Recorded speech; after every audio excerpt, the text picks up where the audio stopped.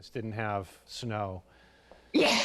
No, that's great. Is there anything you want me specifically to touch on in this interview? No, I mean, I'm pretty much an open book. So whatever you think your viewers would, you know, Yeah. get the most from is great. Great. You know what I was curious about, because your book, obviously, you kind of, your parents were very much involved after the detox and everything like that. Do you think that they fully or at least your mom was able to fully understand what happened now? No. Yeah, I don't think fully, but she has made big strides and tried very hard to learn, like why when I explain all this, and they were, I think they'd never, it hadn't been part of their life experience that anyone, first of all, drank to the point where they had to get sober.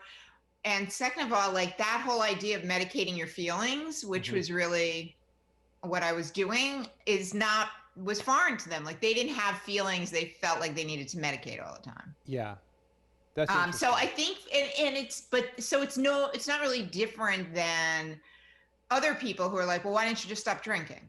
Right. You know, or like said, like, at some point the party had to end. Like, I don't know what party you were at. I was not there. This was not about that. Yeah.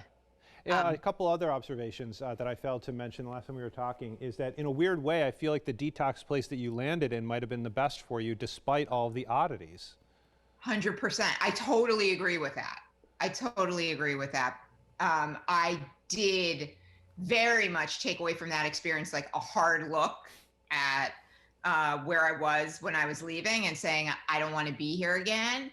But also detox was where I learned some humility about this whole thing. Yeah. Right? Like I'm no different than anybody else, that has a substance use problem, no better, no worse. And nobody treated me, other than moving me to a quieter floor, nobody treated me like, I was anything other than a person who needed to get detoxed. Right. I wasn't getting a massage. I wasn't, getting great food or anything like that. It was like, and it also showed me like, if I ever went back, like that's the best I could hope for. Yeah.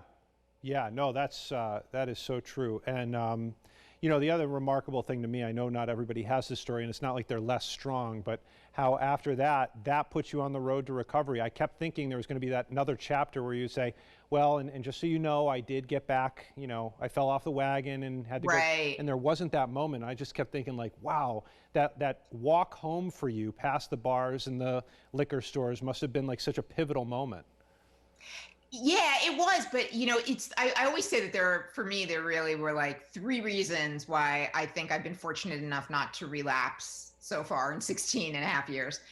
One is that when I was in the hospital, as like I say, it was the best thing for me. I got an actual correct mental health diagnosis. Yes. And I got medication that actually worked first one I tried. Both of those things are highly unusual. So my brain chemistry caught up pretty quick. Second was I didn't go back to a pile of wreckage. I had a job. I had supportive family and friends. I didn't have to show up in court. I hadn't been arrested. Great point. I got to go back. And I'm really, that was a huge help. And the third is that like, I was really, really done. I was just exhausted. And I was like, you tell me what to do and I'll do it. Yeah. That's huge, because like when you refused the 28th day, I was like, oh no. I know. I was like, what are you, crazy? Right now I'd be like, go for 90. Take everything you can get. Yeah. All right, great. Well, I think they're probably ready. I'm just going to check in with them, and then you're not going to see me, but you're going to hear me, but because the camera's off this little thing. Okay, great. Yeah. Mark. Whoop. Probably would help if I plugged in.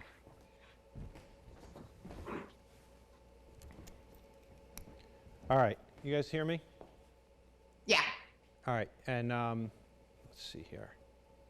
All right, recording?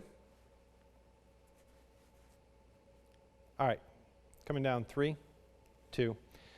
So Lisa, I'll start with this question, and it's more of a point. I think what was so eye-opening for me about your book is you didn't just start when you started drinking. You took us back and you said, look, the roots of this, really, they existed in my childhood.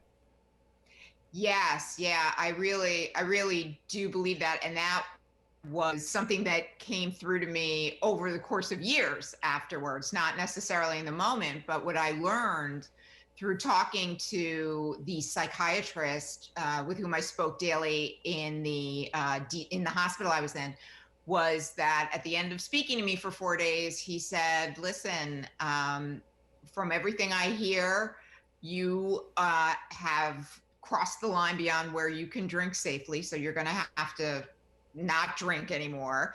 But I believe that what you've been doing with drinking and with drugs is probably the same thing that when I go back to my childhood that I was doing as a child with food and sweets." He said, "I believe you have an underlying mental health disorder that has not been diagnosed or treated until now. I believe you have major depression, depressive disorder and anxiety, and you've been self-medicating from when you were a kid with food to moved on to alcohol and drugs, and now we're going to address that chemical imbalance in your brain differently." At the height of this, you were self-medicating with a lot of wine, vodka, cocaine. This had been going on for years, and it started in the morning, ended until you passed out at night. But what was it about that one morning, now that you've had time to think about it, where you said, enough? You called your friends and you said, I'm going to detox. Yeah, that morning, it was the last 18 months for me. It was the end of a 12-year downward miserable spiral. And there's the physical spiral and the physical addiction, and then there's the psychological spiral of just shame and fear, and you lose your self-esteem. And that was the last 18 months of 24/7. I got up that Monday morning like I had many Monday mornings. I had a drink and used cocaine in order to balance myself out, basically to normalize myself to go to work. And I was headed out the door, makeup on, laptop in one hand, New York Times in the other. And I was in my apartment in New York City. I was going to the elevator to hit the down button, and I became overwhelmed with this feeling that I now know was a panic attack. But at the time, I thought it was a heart attack or an overdose. And for all of the times that I had not wanted in my eyes in the morning before that, for some reason, in that moment when I thought I was actually about to die, something snapped. And I said, I got to go get help. I got to go. I know I'm going to have to go to the hospital.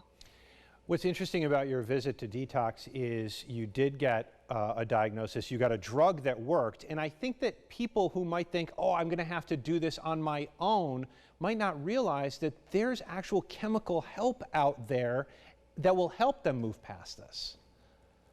Yes, I was extremely fortunate. It can be very difficult to get a correct mental health diagnosis out of the box. I was really fortunate with that. And it can be difficult to get the right medication prescribed to address whatever that chemical imbalance is in the brain that may have led you down the path of a substance use disorder. But there there are people that, come into recovery, and it may take some time, and it may take trying different medications. And a lot of people know medication, but whatever it is, there is help out there for these chemical imbalances. And I take it like I would take any medicine I was prescribed for if I had diabetes or if I had cardiac disease. It's all the same.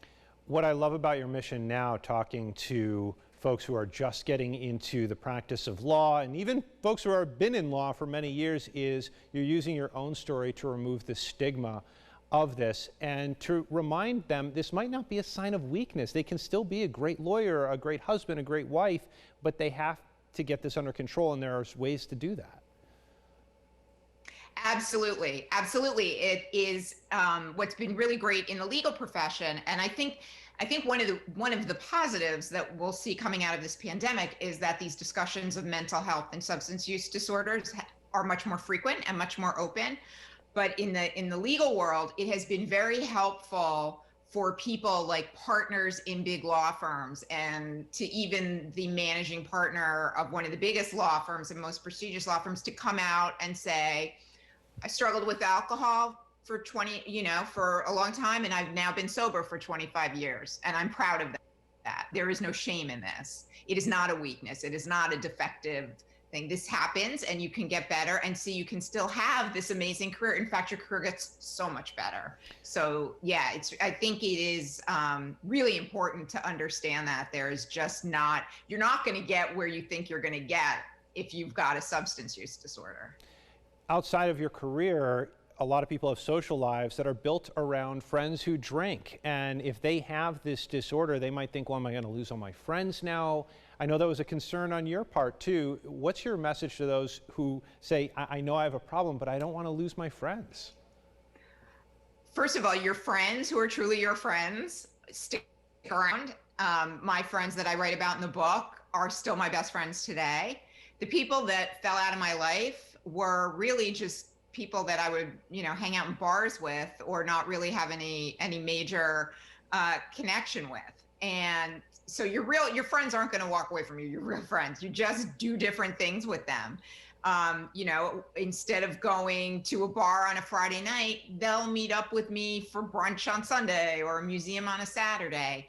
And they're fine with that, because they don't have they didn't have the same relationship with alcohol that I did. And the other piece of that is that if you think your life is going to get really boring and quiet, be prepared, because life gets big when you get sober. You have choices, you have options. I had always wanted to, in my head, wanted to be a writer and write a book. And I used to, sit on a bar stool and say, I'm going to write a book. And then I got sober and I wrote a book. So, what you have no idea what you're capable of, and how big life can get. Such a great message. Is it still hard for you? I don't miss alcohol anymore, or drugs, but there are times, I think, like many people, and certainly now, where you just wish you could sort of, disappear for a little bit in your mind, just, shut the pandemic out, just sort of, escape. And, then I remind myself, that the way I escape now, I have tools that that help me to do that in a much healthier way. And that, if I'm trying to escape with alcohol, I can walk my brain down the road of where that goes next. A smart friend of mine in recovery said, if you've got 10 problems and you pick up a drink, you've got 11 problems. Isn't that the truth? And I've got to think that those words, because I've even been thinking about them since I read the book, the words from the gentleman in Detox when he was talking to the group, don't pick up no matter what. That seems like a pretty important mantra. That's it. And yeah, you do not pick up no matter what. And the thing that's amazing now, that has always, but now with the pandemic, it's, much easier even online, is that you are never alone. If you are feeling that way and you feel like you want to drink, or you feel like you want to stop drinking, whatever it is, you are not alone. There are so many resources out there, and groups that get together, all kinds of issues and all kinds of substances, whatever it is. People want to connect and help you. And I had that feeling, my sense going through that whole descent was that I felt so afraid and isolated, and I lived in fear. And when I realized it wasn't just me, that was when I decided I wanted to write the book with my name on it, to be able to let the next person know you're not alone. Yeah, and it was so brave, because it wasn't just you telling your descent, but the detail and the humility that had to go into that, just so impressive. And I can only imagine the number of people you've helped already. So thank you for that, and thank you for the time. Thank you so much for having me. It's an honor. Beautiful. Lisa, that was great. Oh, great. Just what I had hoped for. Oh, good. I'm so happy. I'm so happy. So we're probably going to air this next Thursday. And I will text you a link, and I'll get your cousin a link. I'll promote it. Awesome. All right. Sounds good. I'll let you know the details of exactly when and all that as the week progresses.